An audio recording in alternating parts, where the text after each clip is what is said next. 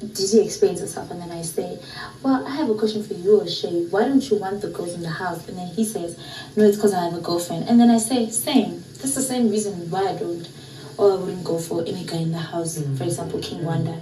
And then he's like, but when the difference between you and me, you've kissed 6 packs. He starts naming all of these things, and I'm like, what the fuck?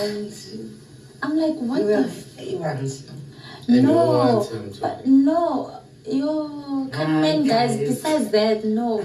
My thing is, he's making himself innocent with my name. You understand what I'm saying? Like, no, I'm better than you. I've never kissed any 6-pack or kissed any girl's stomach. So I'm like, don't fuck with me. I'm gonna expose you. Okay, at the end of the day, I have things about him. It was like serious like that. No, I got angry. I'm like, don't fuck with me, I will expose you. And then he's like, expose Liam, what do you want to expose? What do you want to expose? And then he continues to like name things, but I mean, I didn't get a massage. So I'm just like, I'm listening to this guy. He's like making himself innocent, and he wants Tamika to think he's so innocent in this house that Mina is. I hate it because I can literally say something that will break his relationship outside the house, because that's what he's doing with me. Saying, Mina, I'm kissing 6-pack. Yes, I did this. But who started the game and who forced me to kiss the 6-pack? Wasn't it him? Oh, yes, it was. It was him. It was him. So what the fuck is he talking about? So I just stood up.